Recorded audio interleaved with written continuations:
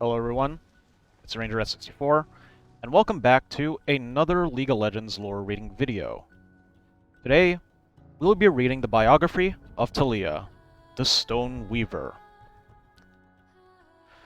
Taliyah is a nomadic mage from Shurima, torn between teenage wonder and adult responsibility.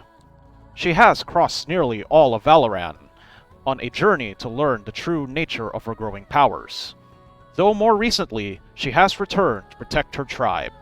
Some have mistaken her compassion for weakness, and paid the ultimate price. For beneath Taliyah's youthful demeanor is a will strong enough to move mountains, and a spirit fierce enough to make the earth itself tremble.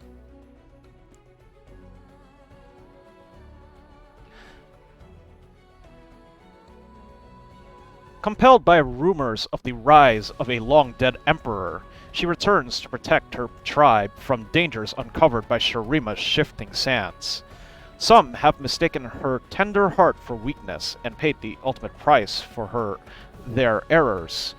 For beneath Taliyah's youthful demeanor is a strong will to move a mountain and a spirit fierce enough to make the earth itself tremble. Born in the rocky foothills bordering Ishtal, corrupted Shadow, Taliyah spent her childhood herding goats with her tribe of nomadic weavers, where most outsiders see Shurima as a beige and barren wasteland. Her family raised her to be a true daughter of the desert, and to see beauty in the rich hues of the sand. Taliyah was always fascinated by the stone beneath the dunes. When she was a toddler, she collected colorful rocks as her people followed the seasonal waters. As she grew older, the earth itself seemed drawn to her, arching and twisting to follow her tracks through the sand. After her sixth high summer, Taliyah wandered from the carve in search of a lost goatling that had been placed in her charge. Determined to not disappoint her father, the master shepherd and headman of the tribe, she tracked the young animal into the night. She followed the hoofprints through a dry wash into a box canyon. The little beast had managed to get up high on a rock wall, but could not get down. The sandstone called to her, urging her to pull handholds from the sheer wall. Taliyah laid a tentative palm against a rock, determined to rescue the scared little animal. The elemental power she felt was an urge and overwhelming as a monsoon rain. As soon as she opened herself to magic, it poured over her, the stone leaping to her fingertips, bringing both the canyon wall and the beast down on top of her. The next morning, Taliyah's father panicked and tracked the skittish bleats of the goatling. He fell to his knees when he found his daughter unconscious, covered loosely in a blanket of woven stone. Grief-stricken, he returned to the tribe with Taliyah. 2 days later, the girl woke from fevered dreams in the tent of Babajan. The tribe's grandmother, Taliyah, began to tell the wise woman and her concerned parents of her night in the canyon, of the rock that called to her as well. Bajan consoled the family, telling them that the patterns of rock were evidence of the Great Weaver, the desert tribe's mystical protector, watching over the little girl. In that moment, Taliyah saw her parents' deep worry and decided to conceal what really happened that night. That she, not the Great Weaver, had pulled the desert stone. When children in Taliyah's tribe were old enough, they performed a dance under the face of the full moon, the manifestation of the Great Weaver herself. The dance celebration the children's innate talents and demonstrated the gifts they would bring to the tribes as adults. This was the start of their path to true learning, as those children then became apprentices to their teachers. Taliyah continued to hide her growing power, believing the secret she carried was a danger, not a blessing. She watched as her childhood playmates spun wool to keep the tribe warm on cold desert nights, demonstrated their skill with shears and dye, or wove patterns that told the stories of their people. On those nights, she would lie awake long after the coals had burned into ash, tormented by the power she felt stirring within. The time finally came for Taliyah's dance beneath the full moon. While she had talent enough to be capable to be a shepherd like her father, or a pattern mistress, weaver like her mother, the young girl dreaded what her dance would truly reveal. As Taliyah took her place on the sand, the tools of her people, the shepherd's crook, the spindle of the loom, surrounded her in a circle. She tried to concentrate on the task at hand, but it was the distant rocks, the layered colors of the land, that called to her instead. Taliyah closed her eyes and danced. Overwhelmed by the power flowing through her, she begun to spin not thread, but the very earth beneath her feet. Startled cries from Taliyah's tribe broke her out of the spell. An imposing braid of sharp rock reached up to the light of the moon. Taliyah looked at the shocked faces of the people who surrounded her. Her will over the stone broken, the earthen tapestry crashed down. Taliyah's mother ran to her only daughter to protect her from the falling rock. When the dust finally settled, Taliyah saw the destruction she had woven, the alarm on the faces of her tribe. But it was the small cut across her mother's face that justified Taliyah's fear. Though the cut was minor, Taliyah knew in that moment that she was a threat to her people. She loved most in the world. She ran into the night, so weighed down by despair that the ground trembled beneath her feet. It was her father who found her again in the desert, as they sat in the light of the rising sun. Taliyah confessed her secret in choking sobs. In turn, he did the only right thing a parent could do. He hugged his daughter tightly. He told her that she couldn't run from her power, that she must complete her dance and see where path would take her. Turning her back on the great weaver's gift was the only danger that could truly break her mother's heart and his own. Taliyah returned with her father to the tribe.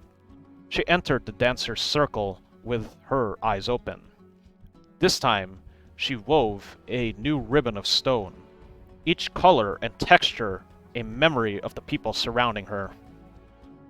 When it was over, the tribe sat in awe. Taliyah waited nervously.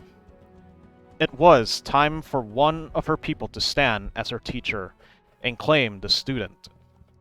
What felt like eons stretched between Taliyah's hammering heartbeats.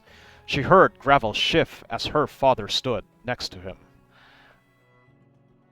Her mother stood.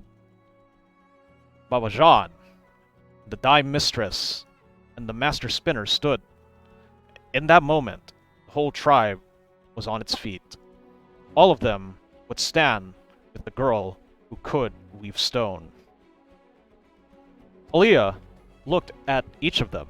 She knew that a power like hers had not been seen in generations, or perhaps even longer than that. They stood in her now, their love and trust surrounding her, but their worry was palpable. None among them heard the earth call as she did. As much as she loved these people, she did not see the one who could show her the control, the element of magic that cursed for her within. She knew that to stay with her tribe was to risk their lives.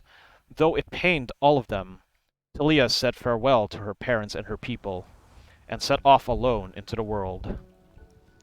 She journeyed towards west, the distant peaks of Targon. Her natural connection to rock drawing her towards the mountain that brushed the stars. However, at the northern edge of Shurima, it was those who marched beneath the banners of Noxus who discovered her power first. In Noxus, magic like hers was celebrated. They told her, revered, even they promised her a teacher. The land had raised Taliyah to be trusting, so she was unprepared for the smooth promises and practiced smiles of Noxian degeneracies. Soon the desert girl found herself on a unbending path, passing under the many Noxatora, the great iron gates that marked the empires claimed over a conquered land. The crush of people and the layers of politics within the capital city were catastrophic to the girl from the open desert. Taliyah was paraded through the tiers of Noxian magical society. Many took an interest in her power, in its potential, but it was a fallen captain who swore to take her to a wild place across the sea, a place where she could hone her abilities without fear, who made the most convincing case to her. She accepted the young officer's offer and crossed the sea to Ionia. However, it was made clear as their ship dropped anchor that she was intended as a glorified weapon for a man desperate to regain his place at the highest ranks of the Noxian Navy. At dawn, the captain gave her a choice: bury a sleeping people in their homes, or be discarded in the surf. Taliyah looked across the bay. The cooking smoke had not yet risen from the village's sleeping herds. This was not the lesson she had come so far to learn. Taliyah then refused, and the captain threw her overboard to drown. She escaped the tide and the fighting on the beach and found herself wandering lost in the wintry mountains of Ionia. It was there she finally discovered her teacher, a man whose blade harnessed the wind itself, someone who understood the elements and the need for balance. She trained with him for a time and began to find the control she had long sought for. While resting at an isolated inn, Taliyah heard that the ascended Emperor of Shurima had returned to his kingdom. Rumor had it that this emperor turned god sought to gather his people, the desperate tribes, back to him as slaves. Even with her training unfinished, there was no other choice. She knew she must return to her family to protect them. Sadly, she and her mentor will finally part ways. Taliyah returned home to the sand-swept dunes of Shurima. As the punishing rays of the sun beat down on her, Taliyah pushed farther into the desert, determined to find her people.